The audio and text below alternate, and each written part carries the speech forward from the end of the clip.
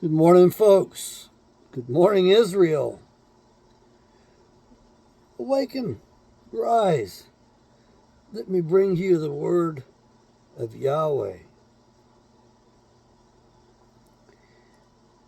It's December 17th, pretty early in the morning. I just did an hour on my other channel, the Dr. Kent Show. Dr. John Taylor Kent's actually the full name of the channel, but I'm just going to call it the Dr. Kent Show. I've got a new phone. So far, it's working well. It's December. I bought this phone in February. It's been horrible. This is my fourth copy. I had a new one, and then they've replaced it for the third time. I've had to make so many phone calls. I'm very upset with Samsung and T-Mobile. Very upset. And I wish they would contact me and ask me how to make up for it. Number one, I want you to produce a phone that's decent with a hardwired input on it, so the people who have difficulty hearing will have better chance of hearing things. I think if this is an ADA matter, I will probably at some point farm this out and find an attorney to take this matter, because I think we all need this to happen. And I guess Apple's the real culprit, and Samsung just follows in Apple's place, so we might as well go after both of them. I could use the money. I'd like to have a nice rig and a place to park it. I'd like to have a lot of things. So if you want to pray for me, the number one thing to pray for is that Yahweh gives me what I need to abide by His will. I think that's a tall order, but I think that's the most important thing, is that I do Creator, Father, Yahweh's will. Just like His Son, Yeshua, the Messiah, who you call Jesus Christ, did His Father's will. I want to cover some things in the book of Jeremiah if I can, and I'm going to spend as much time with you as I want this morning, because it's my show. So welcome to Awakening Israel. This will be number one. I'm going to start numbering these, and I'm going to try to do them every day. All right, I opened up my Bible. Nice dog-eared page, highlighted and marked in ink and circled. So this is Jeremiah chapter 9, verse 6. Your habitation is in the midst of deceit. Through deceit they refuse to know me, says Yahweh. All right, this is one of those deals where, yeah, I'm going for Jeremiah.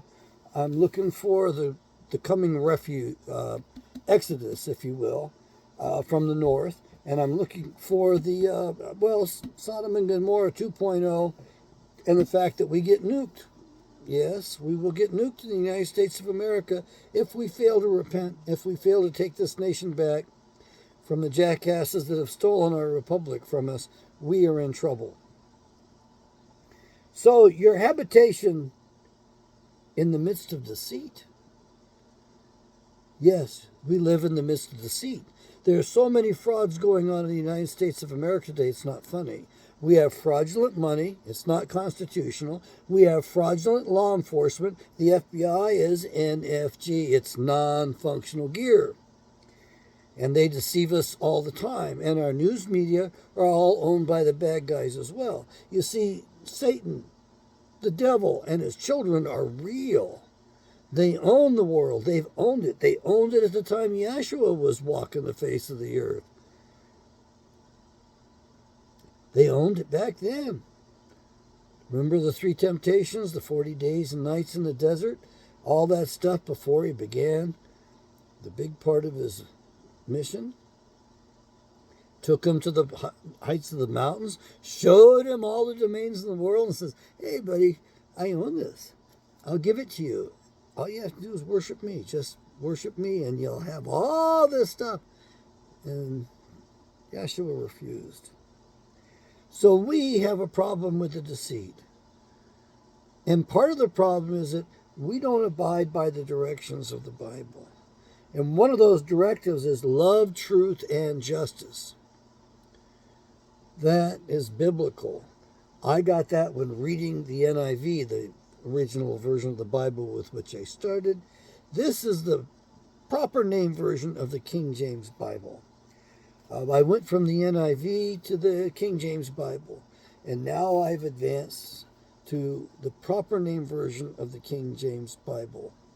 I'm putting a link down below. Buy my Bible. I don't want you to send me money, although I'm getting pretty desperate. Yahweh provides for me enough. I would like some money, but I want to give you more value than you give me. And when you buy one of these Bibles, I know you're getting the cheapest price possible. All Bibles that I get accounted for, that I get a credit for, a stipend off each sale, ends in 77 cents. The publisher saw fit to do it that way. It wasn't my idea, but I rather like it. I guess he and I think alike in some things. So when you see the price ending in 77 cents, you know that's from me, from my channel.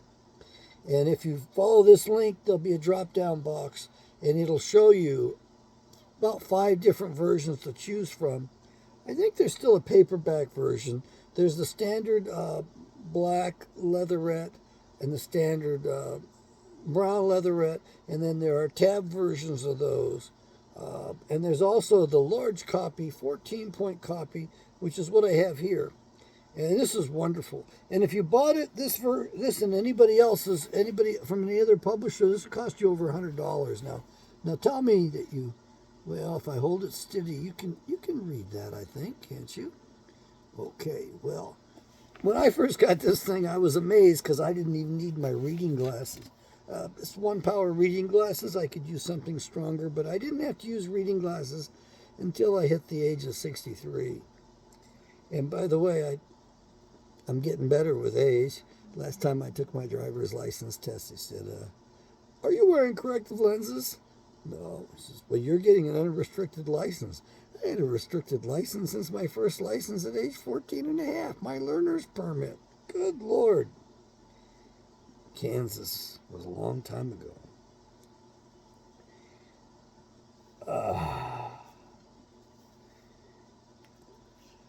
So, you and I need to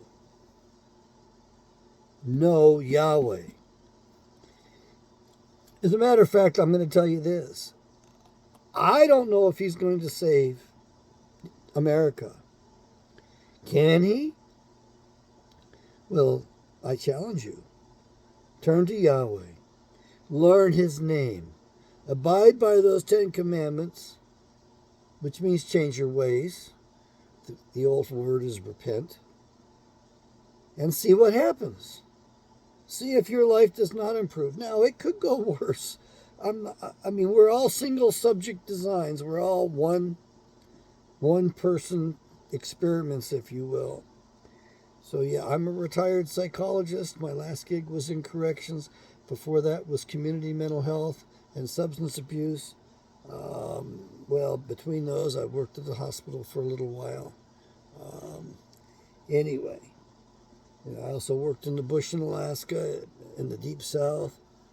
My training was probably more rigorous than most people's training. I needed it. I had some rough edges. I'm really appreciative of that. You need to get one of my Bibles. I don't want you sending me money. I don't even provide you a way to do that here. But I want you to buy my Bibles. I want to sell 1 million of them. That'd be a very wealthy band. Buy myself a nicer, bigger rig. Maybe even keep this one for taking trips in because it's so small and goes in most of the national parks. But maybe even get a piece of land and get a nice utility barn to park those things in and a place to call home. The Kent estate in New Hampshire, we sold the last of that a while back. I would love to get the old homestead back. If we ever get to going after the fraud and deceit that exists in this nation. If I ever help this nation, that's what I want back, is I want the Kent's estate that was granted from the King of England in 1649. So I want you to learn his name. I want you to learn his will, his ways. I don't want you ashamed of it at all. But the problem is that most of these big box churches have given you a religion that really isn't supported in the Bible.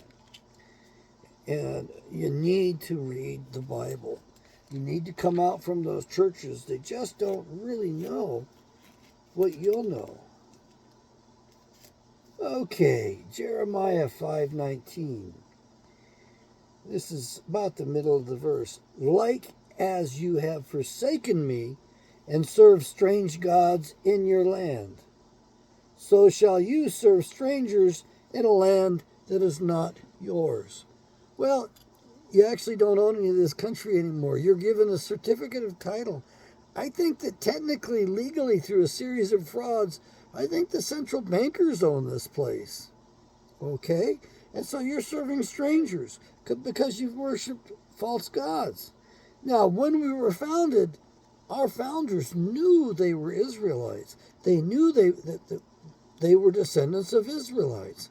As a matter of fact, I believe it was Jefferson who wrote George Washington's obituary and started off with saying, "A great man has died in Israel."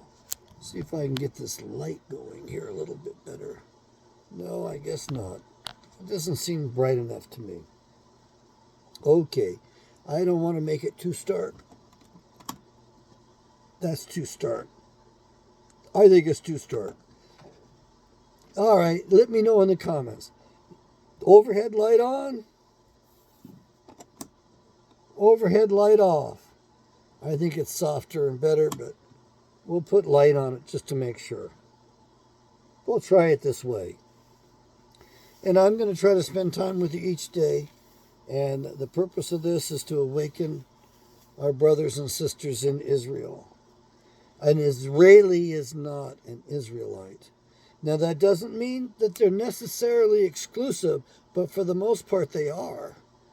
And so the people that are occupying Israel today, actually most of them come out of the Ukraine. They come out of ancient Khazaria, and they're involved behind the scenes in the Ukraine, manipulating the United States into this thing, and manipulating Russia as well, and they're trying to get a nuclear war going. Why is that? Because they're worshiping their father, the devil. And their job is to sift us. But clearly, they have exceeded their license. And they're killing us. They're not just sifting us anymore. They're supposed to sift us. That's what Satan was put here for. Satan, according to my pastor, Jerry Wicke, Satan works for Yahweh. He just doesn't know it yet. So I think that we have to actually fight this war psychologically, spiritually. It's not a totally spiritual war because they're using every weapon available, including nuclear. They've used that on us as well. Oh, here's an important passage in Jeremiah, chapter 4, verse 23. I beheld the earth, and lo, it was without form and void, and the heavens, and they had no light. You have to understand that this is part of the creation story right here in the middle of the Bible. Jeremiah was a great prophet. He had great vision, only exceeded by Isaiah. However, I think Jeremiah's mission was actually bigger and grander because his mission was to tear down and to plant. And I believe Jeremiah came over here to the New World, referred to as the wilderness in the Bible, and I believe that Jeremiah brought the Ark of the Covenant over here. It might, in fact, be in the state of Arkansas. I heard Mount Magazine, but I've never been there. I've got a friend who's ridden up there on a motorcycle many times. I've never been there. When I have the gas and time, I will go there. Okay, here's what I'm looking for. Jeremiah chapter 3, verse 18.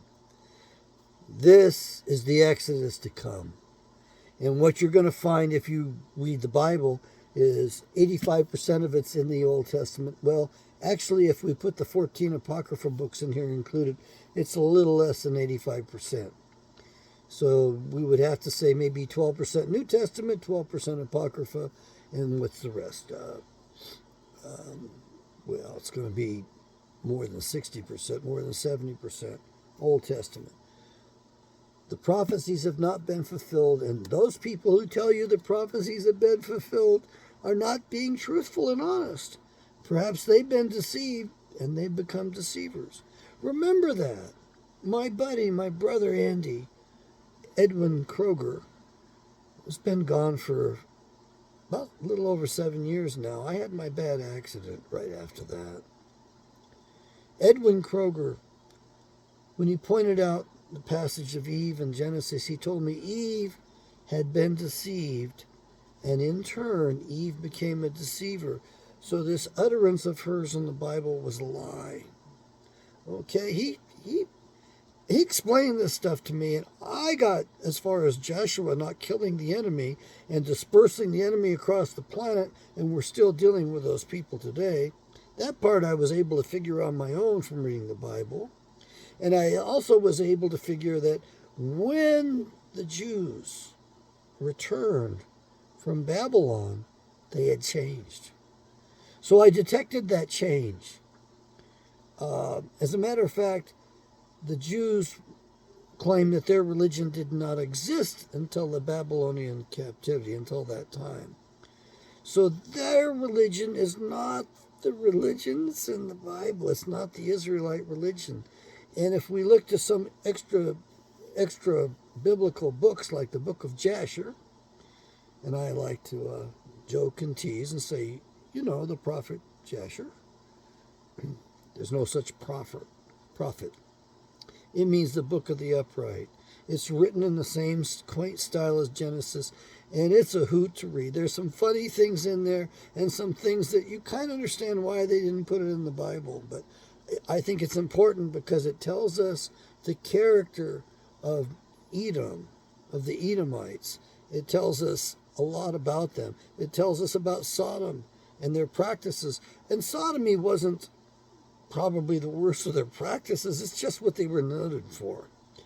But God nuked them, and God will nuke America, and that is in the book of Jeremiah as well. But aside from the fact that further in the New Testament it tells us that a third of the population is going to be destroyed at one time, and then after that another third of the remaining population will be destroyed. That's what's written in there. Does it have to happen?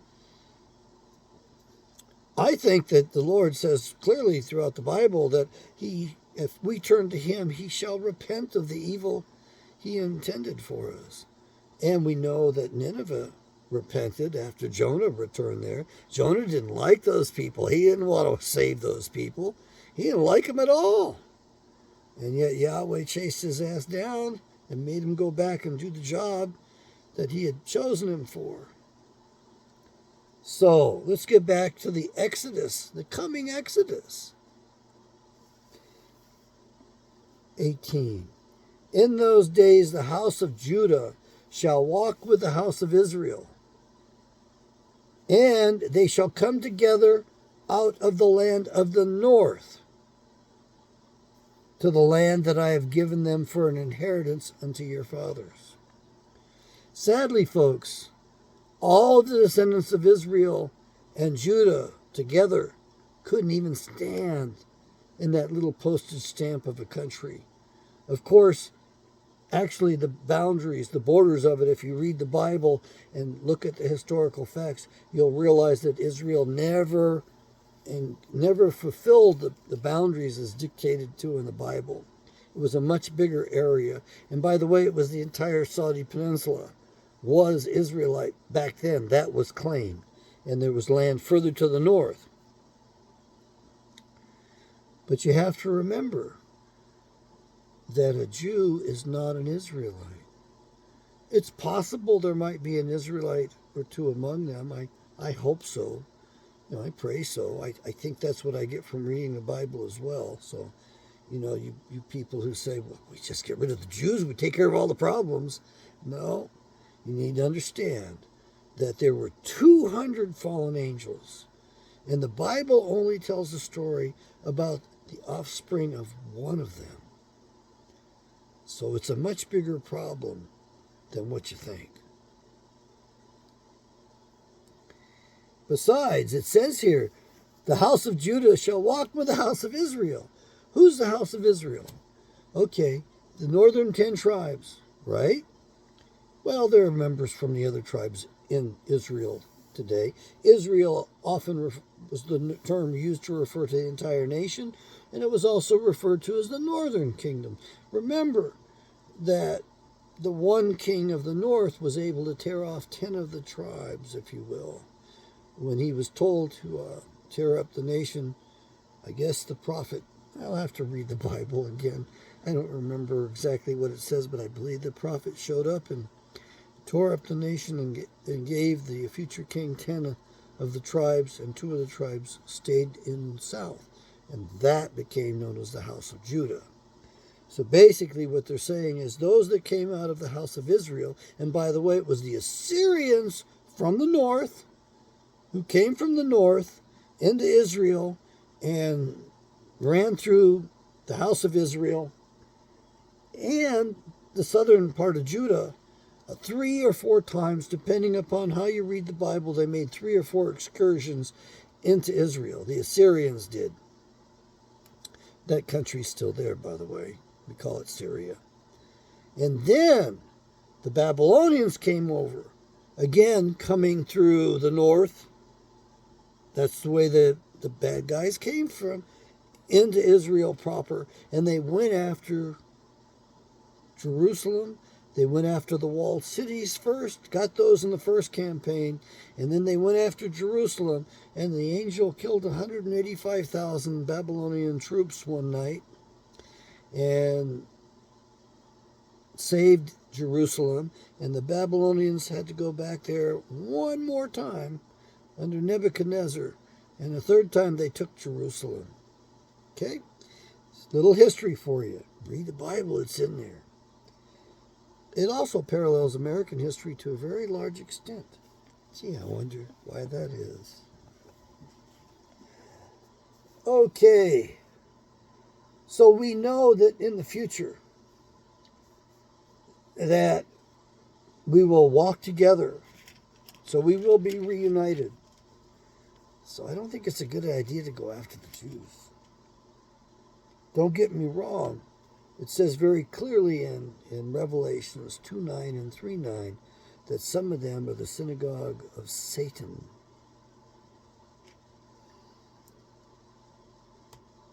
Okay, here's an important one in Jeremiah, and this is mentioned in another major prophet. I believe it's in Isaiah.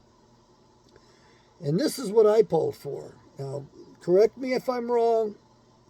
You may find something else. And of course, as you correct me or share with me, I get to learn. I get to grow. And that's what what really turns me on about doing this whole doggone channel. Aside from waking you up, I get to learn. If you teach, you master the domain. Well, yeah, I want some mastery. I'll admit it. I want to know this Bible. I really do. Jeremiah 3. Here's what got the Israelites in trouble. And tell me if this does not remind you of America today. They say, if a man puts away his wife, divorces her, and she goes from him, it's gone, she's out of the house, and becomes another man's, oh boy, so she's got another husband or lover or boyfriend or whatever, shall he return to her again? Basically, it's pointing out the insanity. So you're going to take this woman, you're going to put her out, you're going to divorce her, and you're going to go back to her. Foolish man. Shall not that land be greatly polluted? that pollutes the land. And you need to understand that the land is a symbol for women. When Yahshua talks about an enemy came and planted tares among the wheat, planted weeds among the grain, he's talking about what happened to Eve. And it refers to this great sin here as well. You see, the warning from Isaiah in particular, and I got to get into that book so I can turn to it again, but I'm not going to do it right now, was basically, if you put her out, you can't go into her again, because if you do that, it will curse the land, and the land shall spew you out. So in other words, this is why they were hauled out. Now there's another thing about not celebrating, not giving the land her Sabbaths, and giving the land 70 years to recover from the loss of her Sabbaths. Okay, but I think this is the real reason. So basically the lesson from the Bible, as we apply it from both major prophets, is that you divorce a woman, you don't take her back. You can't take her back. And if we go to Eastern philosophy, we see that in the Sikh culture, in the roots of that, they also said that you cannot, well, what they said basically was that when a woman engages with sex with another man, she takes the imprint of that other man's aura, his soul, his spirit, and then she goes back to her husband, engages in sex with him, and that impression will shock the man, will give him a shock which drives him nuts, from which he will never recover. And so, folks, when you think that it's okay to take them back, it's not. Just let them go. Take care of yourself. We do have to protect the land. It means protecting our souls, protecting ourselves. So if you're going to divorce, you don't remarry them. You don't take them back. That pollutes the land. That curses the land. And the land shall spew you out. You're going to go into captivity. Now, let's talk about the current captivity. Oh, yeah.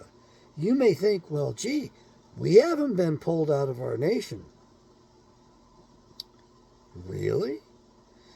I mean, we can see the historical record is that the Israelites were pulled out of the nation. First by the Assyrians, then by the Babylonians. We've got 3 or 4 campaigns by the Assyrians, military excursions, and then we have 3 by the Babylonians. And by the way, just to set the record straight, the king of Babylon and the king of Assyria both told the Israelites, your God has told me to do this. They became Yahweh's agents, administering the punishment. So this next time when those bright flashes go on, don't think of the enemy as being fully responsible. It's been ordained by Yahweh. It's in here as well. I hope I can stumble across it in a minute. But this Exodus is mentioned a few times in the Bible. This Exodus out of the north that's so big that the Exodus out of Egypt will never be spoken of again. That's what's written in Isaiah, I'm pretty sure. But we're just going to focus on Jeremiah. Here we go. Chapter 3, verse 2. Lift up your eyes to the high places and see where you have not been lain with. In thy ways have you sat for them. In the ways have you sat for them. As the Arabian in the wilderness, and you have polluted the land with your whoredoms and your wickedness. Okay. I mean, quite often we look at the stuff, whoredoms and all that, and we think of it, oh, we're worshiping a different God. That's all it is. Well, no, it's not just that. The Bible's written at several levels. It's like thou shalt not commit adultery. That refers to cheating on your spouse. It also refers to intermixing, taking the holy seed and intermixing it with the others. God created us just the way he loved us. He created them just the way he loved them. To respect Yahweh means to respect his creation. He loves it the way he created it. We should not violate that. And we have been violating that. So, polluted the land with your whoredoms. You're not supposed to take them back. That pollutes the land, but we do that. That's big practice in America today. Divorce your wife, but it's okay to get together and have a little fling, little fun, like you used to have. That's easy to slip into, to be honest with you, and it's just way too prevalent. So men, man up. If you're going to be a man, then say no. I don't give a damn what the woman says. Sure, she'll get angry because you say no, but you're the man. You're the one that has to set those boundaries upon her. Why? Because it says so here. You're not doing it to satisfy her. You're doing it to satisfy Yahweh because it protects you. It protects the land. And it protects her, regardless of how she thinks she can decide everything for herself. I'm sorry. I get on my high horse here. Therefore the showers have been withheld. Verse 3. And there has been no latter rain, upon which the harvest depends. And you had a whore's forehead. You refused to be ashamed. Okay. Lack of shame. There was a really smart counselor on a listserv a while back, and he talked about shame being the ruling emotion. And he was just a counselor. And I chimed in as a budding psychologist at the time. I was on site in an internship, which lasted a little long for me because I needed it.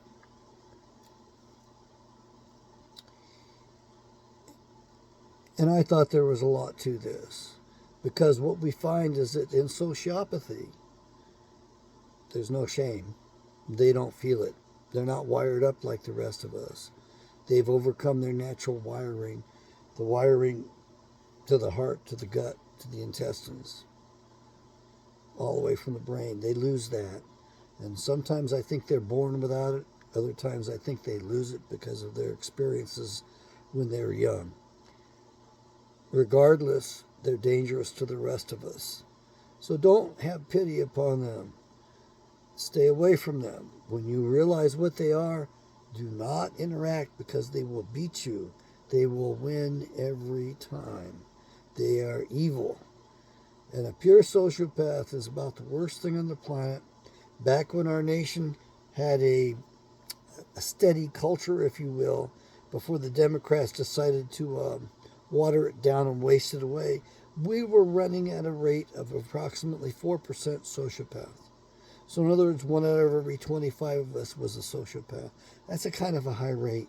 And in case you're wondering, the country of Japan, which is very much homogenized, they've stabilized their phenotype, and they like their phenotype. They don't intermix. They don't allow Muslims over there, just for one example, and they don't want us over there either. And they have a rate of sociopathy of only 1.7%. And so you may think diversity is a good thing.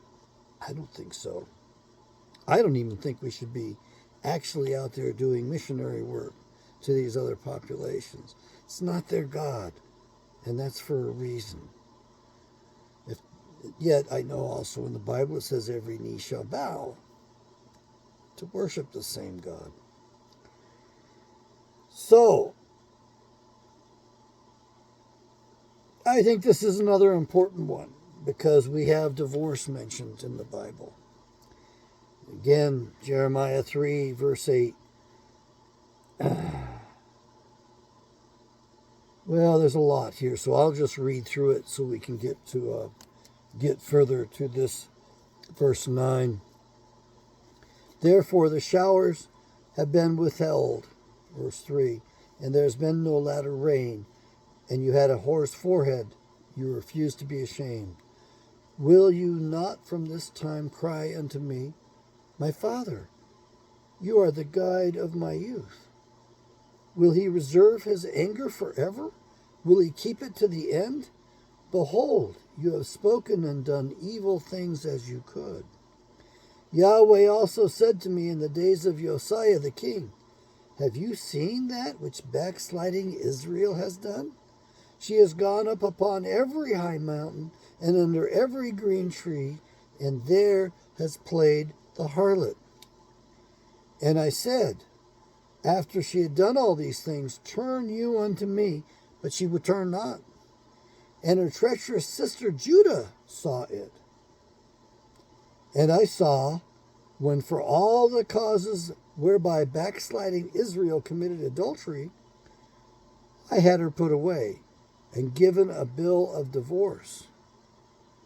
Yet her treacherous sister Judah feared not, but went and played the harlot also. And it came to pass through the lightness of her whoredom that she defiled the land, and committed adultery with stones and with trees. I look at this as symbolic. They sinned so badly that it affected even the stones and the trees. Remember the northern half of Judah, northern half of Israel, the house of Israel, as it's referred to. 10 tribes. They're the ones that created 2 golden calves, 2 golden bulls, and worshiped them. And why did the king make that mistake? Because he was worried because he didn't have the temple.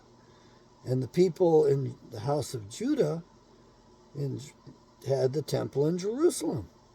And he was afraid the people were going to forsake him, he was going to lose his kingdom, and that he would lose them all there. So he gave them 2 places to go worship. Imagine that, a golden calf. That sounds familiar. What's that symbol of Wall Street?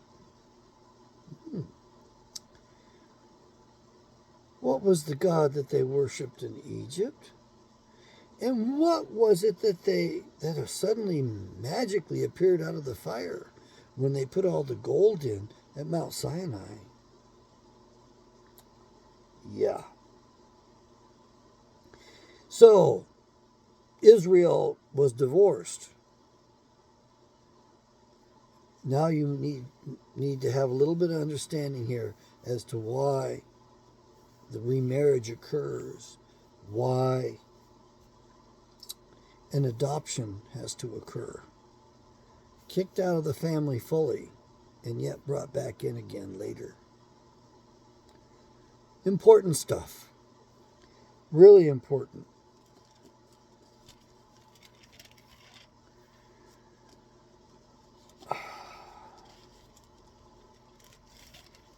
I'm looking for Sodom and Gomorrah 2.0. There's so much in this book. There's so much. It's just an amazing, amazing book.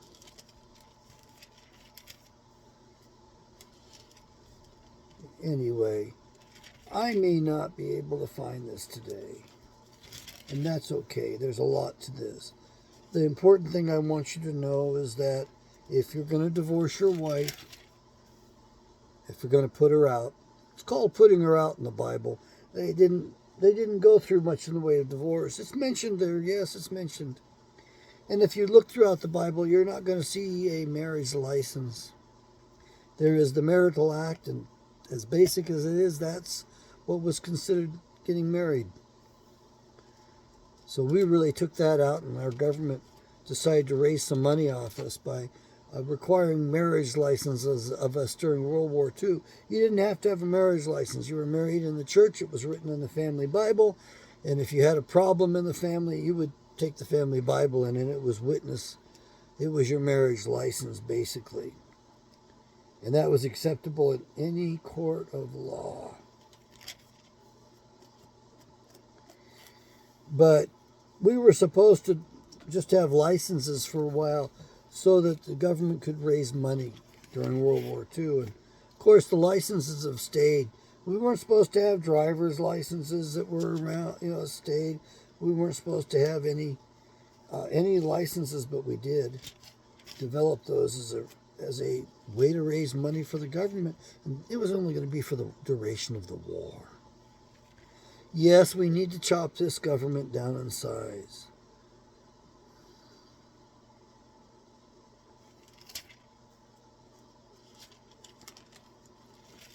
There's so much in this book. I really would love you to read it.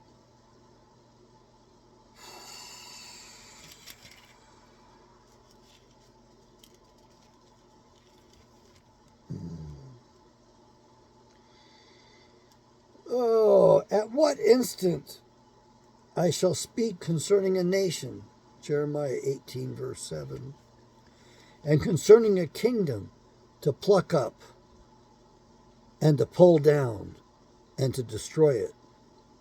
In that nation against whom I have pronounced, if that nation against whom I have pronounced turns from their evil, I will repent of the evil that I thought to do unto them.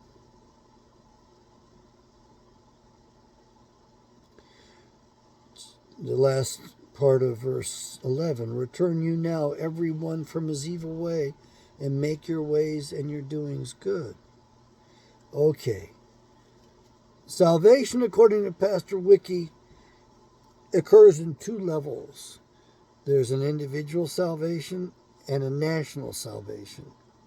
And whatever the nation is doing, we suffer, even though we might be all right and we might be saved individually. We're going to suffer with the rest of the nation. We're going to go down with the rest of the nation. Like Jeremiah went down with Israel when the Babylonians took it over. That's the fate he suffered. And he ended up in Ireland, by the way. And I think he ended up over here in the wilderness in the United States of America.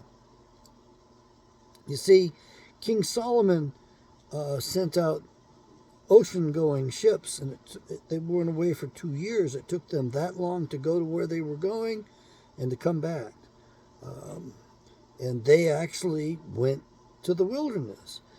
I believe they actually navigated the Mississippi River and went all the way up to the Great Lakes, and Solomon mined copper and gold from them. As a matter of fact, the great metallurgists learned how to mix copper and gold together to produce a stronger metal that was more valuable than gold. It was considered more valuable because it was stronger. It didn't tarnish. It wasn't as soft as gold. So Solomon mined gold and copper in the Great Lakes, that region. And when that sea fleet was destroyed, and that's written in the Bible here somewhere, when that fleet was destroyed, they couldn't go out anymore. And that happened. That was shortly after the time of Solomon that the deep sea ocean vessels were destroyed. The ships of Tarshish were destroyed in a storm, so they no longer had that ability to go out there. Return you now, everyone from his evil way, and make your ways and your doings good.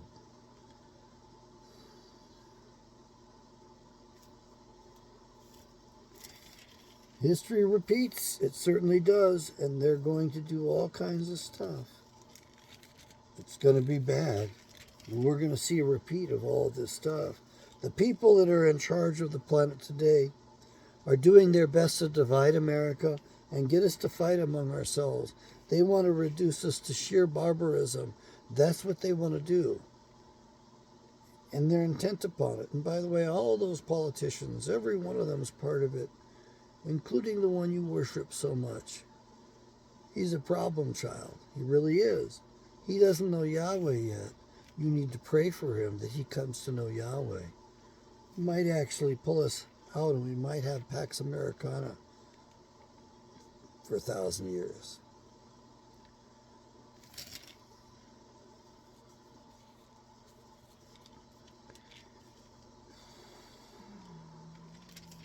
You need to read this. You need to read the prophets in particular. They are very, very important. The stuff they have. Okay, here we go. That's what I'm looking for. I have in the margin here. All right, I'll show you my note. Sodom 2.0. Dog-eared, highlighted, underlined. There's so much to learn. You got to mark this book up to do it.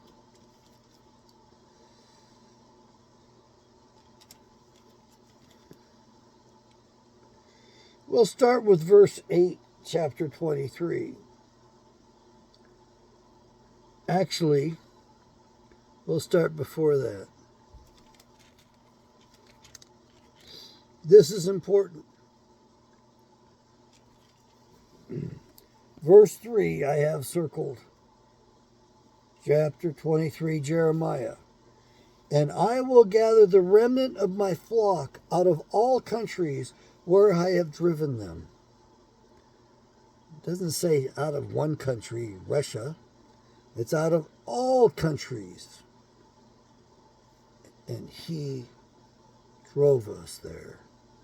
And I will bring them again to their folds, and they shall be fruitful and increase. Some restoration. Restoring of our tribes, if you will, of our people. And I will set up shepherds over them, which shall feed them, and they shall fear no more, nor be dismayed, neither shall they be lacking, says Yahweh. And I have here Amos 8:11 as being something to check into. But we also have Zechariah. It talks about the sheep, the shepherds that don't feed his sheep, that prey off the sheep, meaning our politicians today. Yeah, go read it. It's right there. Also, the details of the nuclear war are in there. There's biological war in as well. It's coming. It's in there. It's horrible. What they describe as like a pox. And the nuclear war, I mean, it's in there. It's pretty gruesome. It's short. Behold, the days come, says Yahweh, that I will raise unto David a righteous branch, and a king shall reign and prosper, and shall execute judgment and justice in the earth. So you got to know the truth, exercise good judgment so you can get justice. Do we have that in America today? I don't think so. In his days Judah shall be saved, and Israel shall dwell safely. And this is his name whereby he shall be called, Yahweh our righteousness. And Yahweh our righteousness is all capitalized in this version. And we have a reference to Jeremiah 16, verses 14 and 15. You want to go look that up. Therefore, behold, the days come, says Yahweh, that they shall no more say, Yahweh lives, which brought up the children of Israel out of the land of Egypt. They're never going to mention the Exodus again. The Exodus out of the north is going to be so big that we won't even talk about the Exodus again. Imagine how that's going to be accomplished. Pretty big. Verse 8. They're going to say this instead. But Yahweh lives, which brought up and which led the seed of the house of Israel out of the north country, and from all countries where I had driven them, and they shall dwell in their own land. Who are the Israelite countries today? Most of them are in the north. In the south, you've got South Africa. You've got Australia, New Zealand. And you have parts of South America too, that are predominantly Israelite. But in North America, it's pretty much everything but Mexico. So you have the United States and you have Canada. Pretty much Israelite. And then you've got Great Britain, which consists of Ireland and Scotland. The Welsh people are in there, and the Welsh are important because that's when the language changed direction. You see, we originally read from right to left. But after the fall of the Tower of Babel, we began to read from left to right because we went west. So those who fell to the east of the Tower of Babel wrote from right to left. They continued the practice, writing towards the Tower of Babel. And those to the west wrote from left to right. That's the story. You tell me what you think in the comments if that's the case. What we do know is the word for the pillow stone was Leaphale. And if you write that forwards or backwards, it's the same word. So it reverses. And the Welsh had the original language.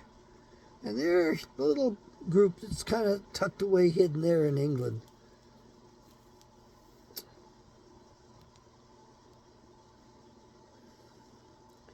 So, what I take from this is that we're going to have a future exodus out of the north, which means there's going to be one heck of a rude awakening to drive people out. It also means a massive population reduction possible. But it says they shall dwell in their own land. What is our own land? I think that Americans are in their own land. I don't think we would even fit in that little postage stamp of a country. Now let's proceed to the other page. Sodom 2.0. Verse 14. And I have seen also in the prophets of Jerusalem a horrible thing. They commit adultery and walk in lies. They strengthen also the hands of evildoers, that none does return from his wickedness. Sounds like Washington, D.C. to me. They are all to them to me as Sodom, and the inhabitants thereof as Gomorrah. Thus says Yahweh of hosts, Yahweh with his armies, concerning the prophets. Whoa. Behold, I will feed them with wormwood and make them drink the water of gall. For the prophets of Jerusalem has profaneness gone from the prophets of Jerusalem has profaneness gone forth into all the land. So if we're going to be like Sodom and Gomorrah were to the God, to Yahweh, He's gonna do the same, give us the same fate as Sodom and Gomorrah. It's not that much of a stretch, folks. And there's mentions of this throughout the Bible. And we've earned it. We deserve it. That's the most painful thing to say, is that we've got it coming. And the devil and his children about a decade ago decided that we have it coming. They decided that they were going to do the will of Yahweh. That's what they think. And they're going to nuke us. That's why this big dance is going over in the Ukraine. I don't think it necessarily comes to that, but for Yahweh to repent of what he plans for us, we're going to have to repent and turn to him. We've lost our republic completely and entirely. There's no republic. Forget about a democracy. It's all owned. It's a one world government already. It's all owned by the central bankers, with the exception of maybe a couple of countries. But I think the central bankers are even there. I think Barack Obama secured Iran for the central bankers when he hauled over those billions of dollars in pallets of cash to give to them. And he took a lot of that for himself too. I can't believe he did that without any oversight. But Washington is so corrupt, they're all corrupt together. They don't mind. They're all in cahoots together. So if you want to rebel against this government, just ignore the people that are in power, including your state governments, and call together grand juries and indict them for their crimes and prosecute them. Form your own governments that are not corporations underneath Rome. Form your own governments that are non-corporate, like we had when we started. There was no corporate America until the close of the Civil War. That's when that stuff happened. And there was no phony money until 1913. And in case you're wondering about this honeypot thing, it's nothing new. I mean, that's how we were sold out. Our president, Woodrow Wilson, had an affair with a married woman named Mrs. Peck. It was a setup. It was a honeypot setup. And she must have been something, because he wrote her love letters. And they blackmailed him based upon his love letters. They were going to reveal that. And as a result, he had to go along with their central bank. It was set up by the false Jews, by the Rothschild agents, to take over this nation. And as a result, they bought everything. They own all our institutions. They control everything. The president doesn't have the power. Chairman of the Federal Reserve has more power than the president have. I remember when my brother-in-law told me that. That was a long time ago, and he was right. He's got more power than the president of the United States. Ron Kerr had really good insight, and I miss him. He died very young. He was a good man, and I apologize to him for what my family gave him in terms of a wife. Anyway, folks, we've covered a lot today. I'm going to spend as much time as I can with you and with the Bible. Please hit that link down below. Buy a Bible, if not for yourself, for someone else. I like the large print. You might want a smaller Bible, though, that's more compact, and go with that instead, the standard one. I have a couple of requests in the hopper with the publisher, so we can pray that those things move forward. Pray that I am able to sell Bibles. I want a better rig. I want to be able to get more functional. I have some tasks to attend to. I think I'm being called upon to get this proper version of the Apocrypha together, since nobody else appears is going to do it. And if you want to know about the United States of America and the beast system, go to 2 Esdras, chapter 11. And it continues into chapter 12 a little bit. But you'll read about the three-headed eagle that is burned, nuked, from one end to the other. May Yahweh bless you. Like my videos if you wouldn't mind doing that, and share them. If I'm in error in any way, please correct me. The comments are open.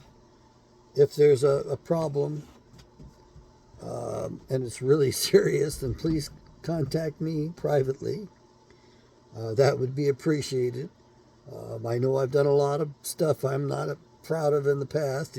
Even my brother reminds me of the crap I pulled more than 45 years ago.